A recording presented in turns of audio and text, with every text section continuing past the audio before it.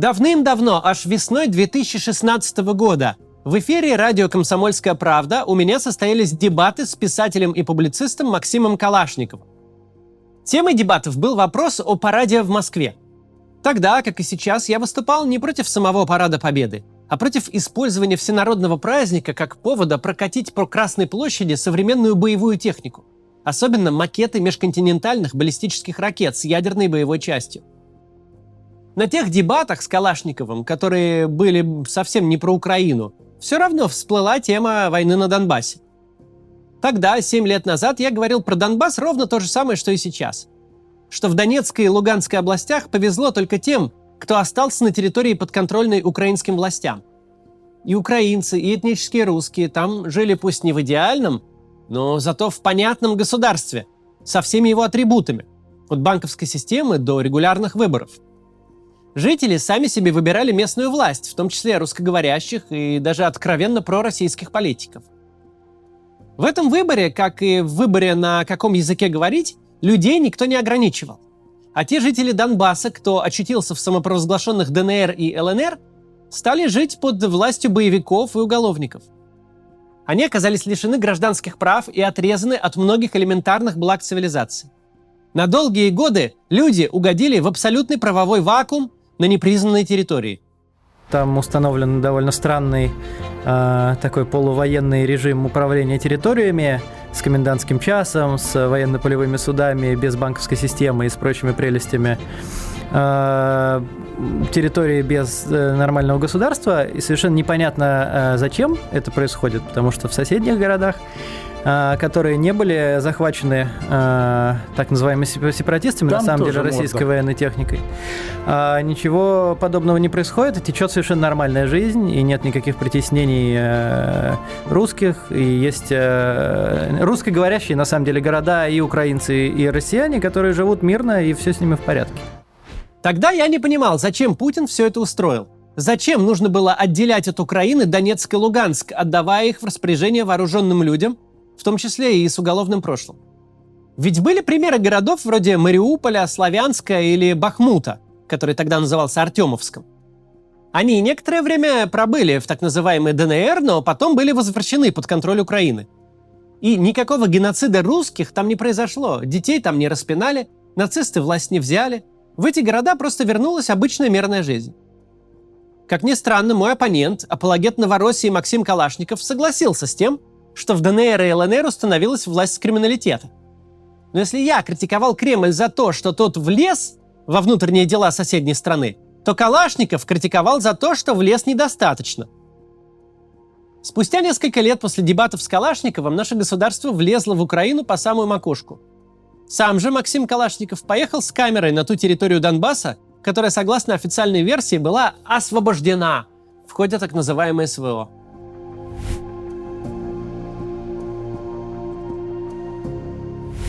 Сложно представить себе двух более непохожих людей, чем 56-летний публицист-имперец Максим Калашников и 24-летний левый активист Александр Штефанов.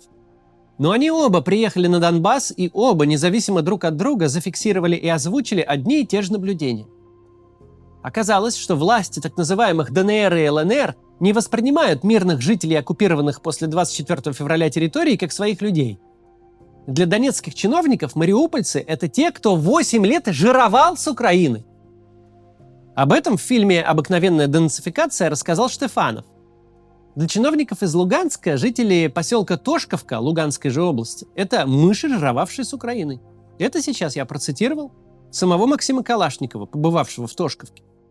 С той стороны говорят, а вы при Украине уже ЛНРовцы, подчеркиваю, не старая Российская Федерация, ЛНР, а вы тут жировали при Украине. Они говорят, как мы жировали? То есть смотрят на них косо, пришли в больницу, придут, а у вас документов нет, надо оформлять. А вот мы мыши опять пришли тут клянчить, говорят, в чем же мы виноваты? Страшная эта вещь. Максим Калашников, называя вооруженные силы Украины бандеровцами, все же не питает никаких иллюзий и насчет так называемых народных милиций. Если они, войдя в какой-то город, от чего-то и освобождают жителей Донбасса, то от бытовой техники. Пришли наши, нет, это не мой РФ, это все-таки народные корпуса. Черт, началось, тащили всю бытовую технику. И даже сейчас, вот, собственно говоря, жители жалуются, и сейчас стараются дома, чтобы дома кто-то оставался в этих остатках домов, иначе всего лишишься. Почему? Потому что в войсках происходят странные, видимо, явления, по рассказам местных жителей. Вот, собственно говоря, стрельба начинается. Местные магазины, там, как говорится, виноводочные, они не в убытке. Вот. В общем, надо обращать внимание на состояние вообще вооруженных сил здесь. Вряд ли Калашников помнит разговор со мной в студии «Комсомольского радио».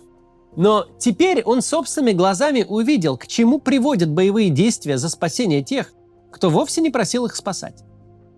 Людей, которые нормально жили еще 1,5 года назад и больше всех страдают от так называемой СВО. Которые своих непрошенных спасителей проклинают за ненужные смерти, разрушения и поломанную жизнь. Ну, наши, наступая, применяли солнцепеки, соответственно. Вот. Жгли, сжигалось очень много. 7 домов осталось, только не пострадало во всей деревне. Люди здесь говорят: вы нас освободили. Некоторые, я слышал, тоже такое. От чего вы нас освободили? От наших домов, от наших зарплат, от нашей жизни. Справедливости ради, Калашников принципиально своего мнения не поменял. Он рассказывает то же самое, что и мы на нашем канале, но выводы делает свои. Дескать, надо было быстро захватить эти территории еще в 2014-м. Зачем, спрашивается. В боях, сметающих с лица земли целые города и поселки на русскоязычном востоке Украины, принимают участие не только граждане России в ее признанных границах, но и люди, которых еще до начала войны стали мобилизовывать в так называемые народные милиции ДНР и ЛНР. Если жизнь российского солдата стоит на фронте очень мало, то жизнь мобилизованных из Донецка и Луганска не стоит вообще ничего. Их потери даже никто не считает. А отчаявшихся жен и матерей, которые пишут обращение за обращением, просто отфутболивают. Просим отнестись по-человечески к нашим родным. Складывается мнение, что целью командования не является победа в войне, а цель – уничтожить работоспособное мужское население Донбасса. Причем торжественное присоединение Путиным так называемых новых регионов мало что поменяло. В каждом новом обращении женщины подчеркивают, что относятся к ним все равно, как к негражданам. В начале войны провоенные блогеры называли героями жителей Донецка и Луганска, которые шли в атаку на украинские позиции без какой бы то ни было военной подготовки.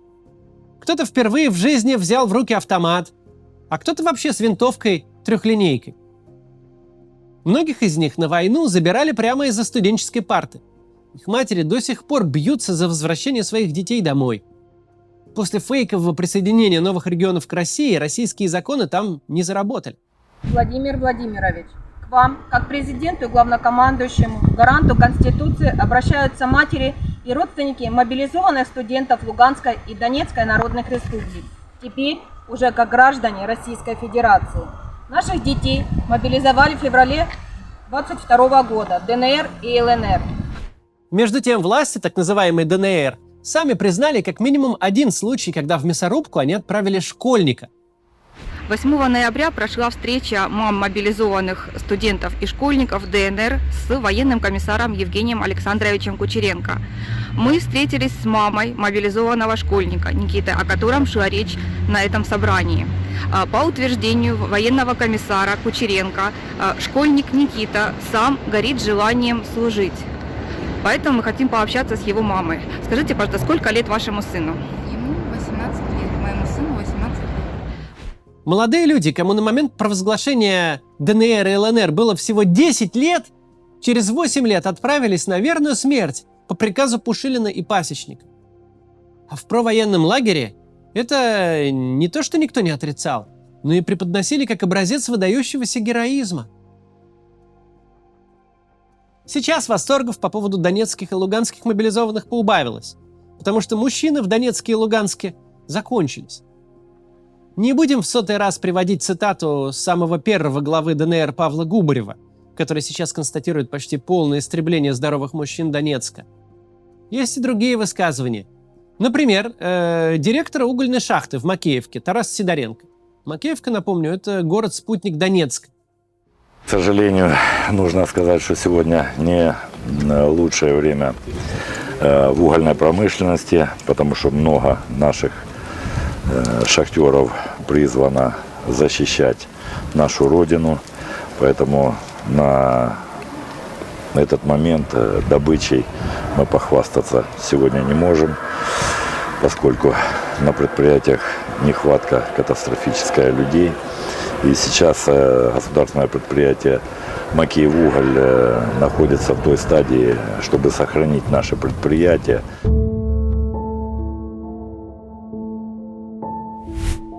О физическом уничтожении жителей русскоязычного востока Украины недавно написал в своем телеграм-канале Дмитрий Медведев.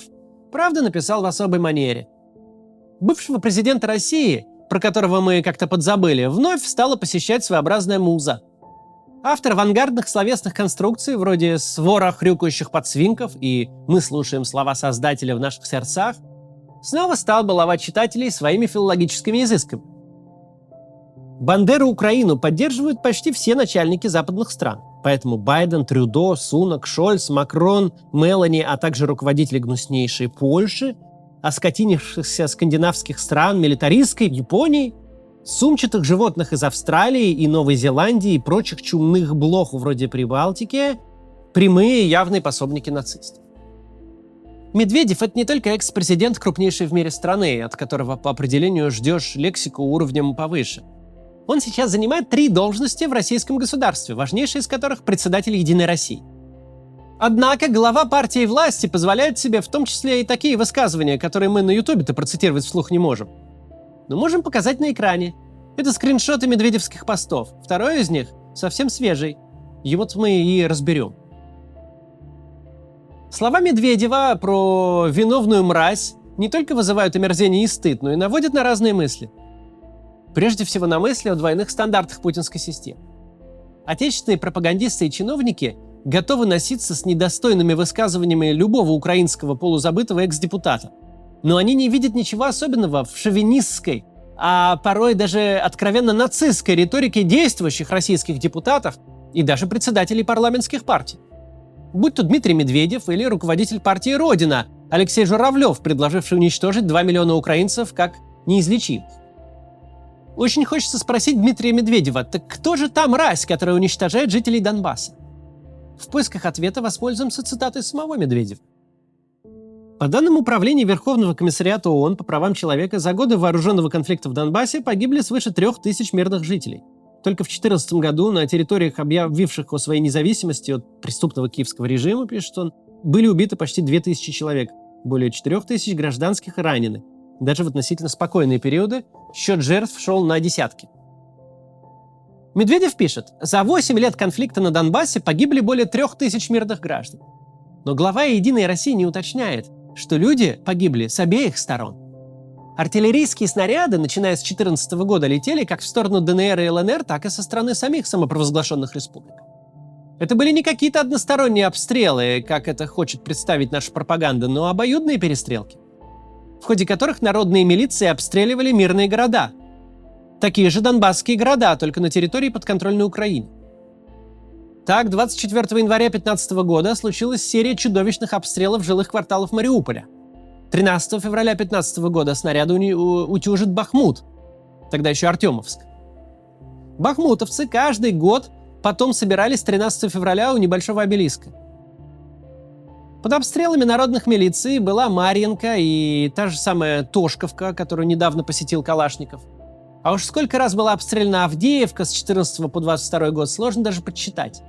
8 лет эти и другие донбасские города с русскоязычным населением были под обстрелом, но не со стороны ВСУ, а со стороны ДНР и ЛНР.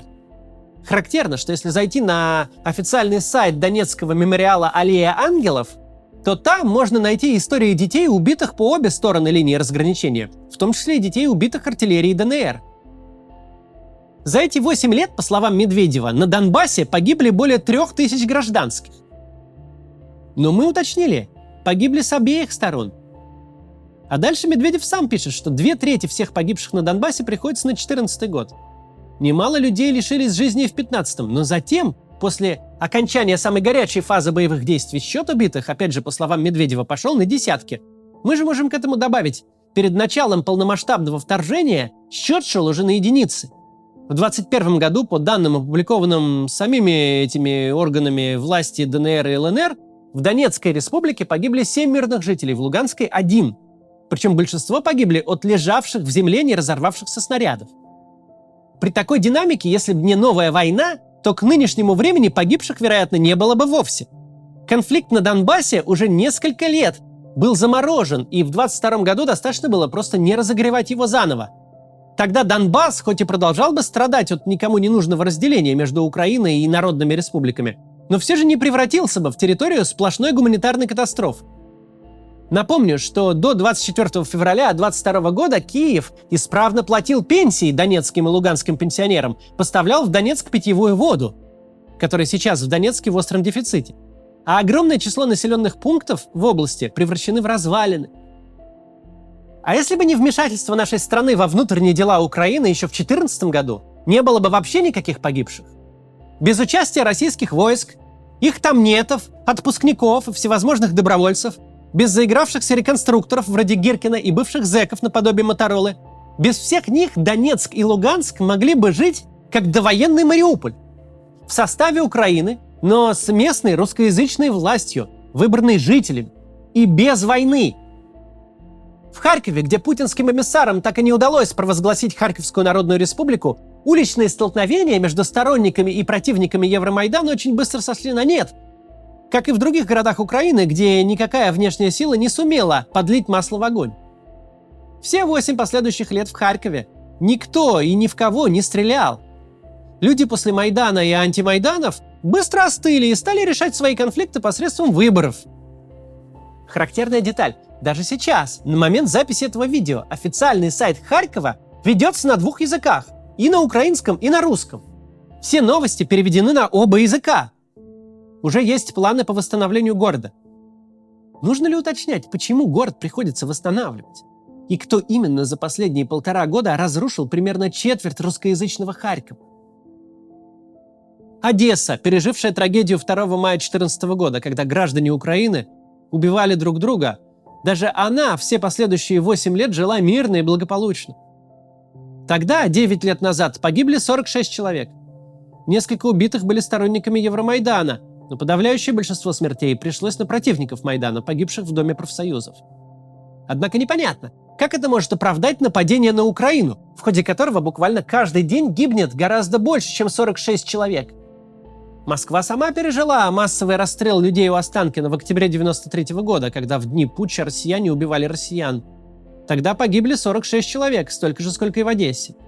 Но вряд ли кто-то из москвичей хотел бы, чтобы некая третья сторона подождала после трагедии лет 8, а потом напала на Россию, чтобы отомстить за 93-й.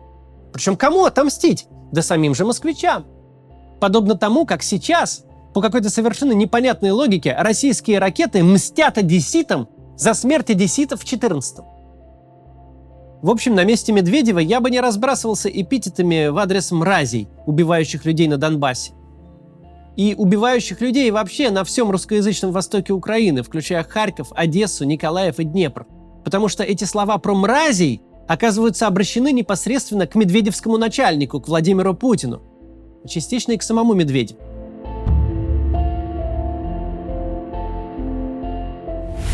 Отнюдь не дураки придумали сменяемость власти. Вспомним Владимира Путина в конце его 2-го президентского срока, который по духу и смыслу Конституции должен был стать для него последним. Неоднозначный, но в целом респектабельный политик. Успел наделать делов, однако на фоне своего американского коллеги Буша-младшего, бесславно увязшего в войне в Ираке, смотрелся не так уж и плохо. Президент как президент. Мог в 2008-м спокойно уйти на отдых. Не случилось бы тогда ни войны в 2014-м, ни ее продолжения в 2022-м. В Украину мы ездили бы по внутренним паспортам, а они к нам. Ведь никакие страшные и ужасные Дмитрии Яроши и Олеги Тигнебоки, которыми нас так пугали, власть в Украине так и не взяли. Без гипертрофированной и истеричной реакции Путина на Майдан и сам Майдан не был бы страшен. Лишний раз напомню, что за последние 8 лет власть в Украине, в отличие от России, поменялась дважды.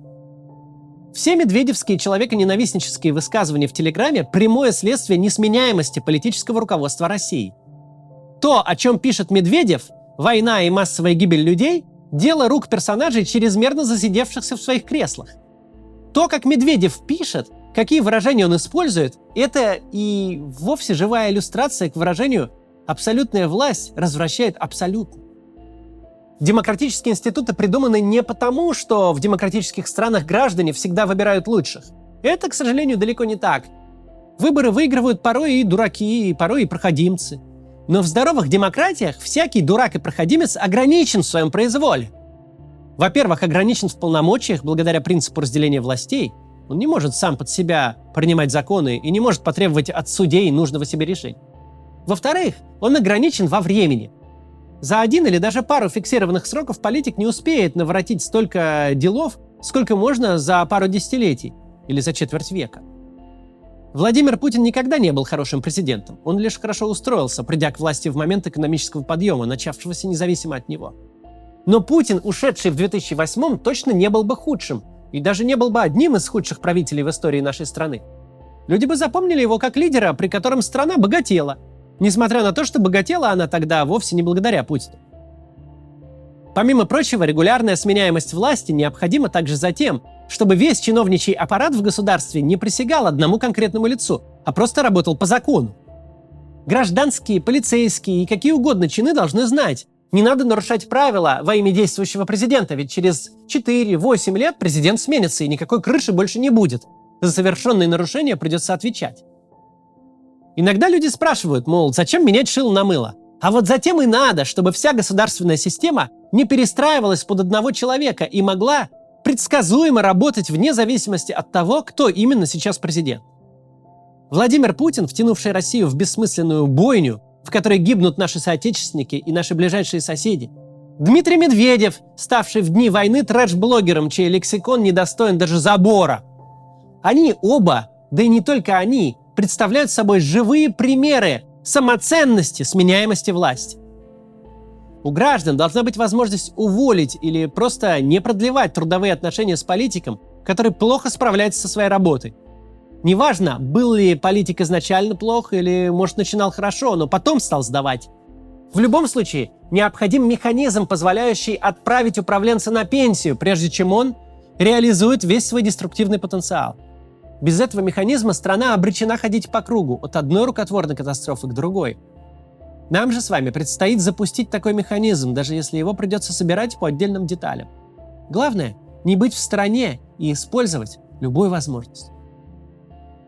Сегодня перед завершением у нас еще одна песня с нового альбома Юрия Шевчука, только теперь с официальным клипом. Посмотрите и до завтра.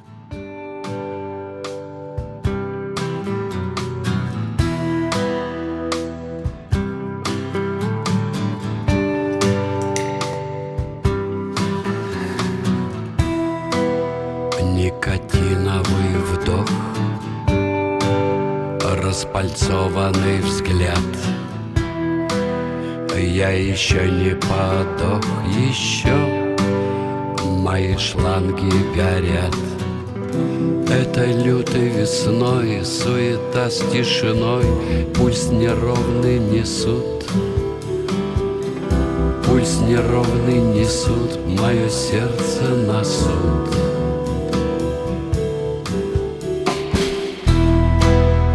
Опустело село,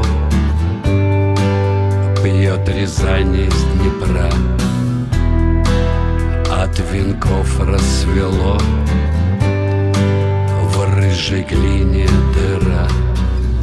Мои так, как сорняк, телевизор в печи, у державы стояк.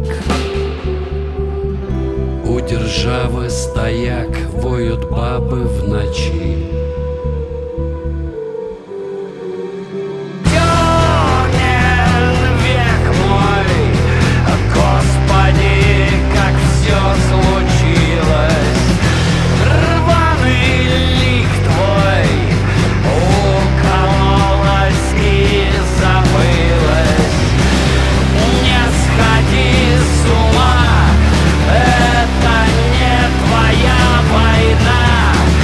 Ждут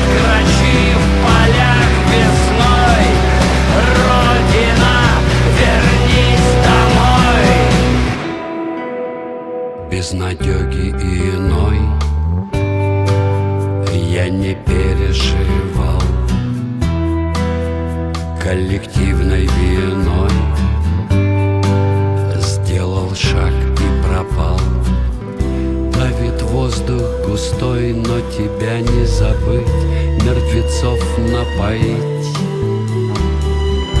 мертвецов напоить родниковой водой.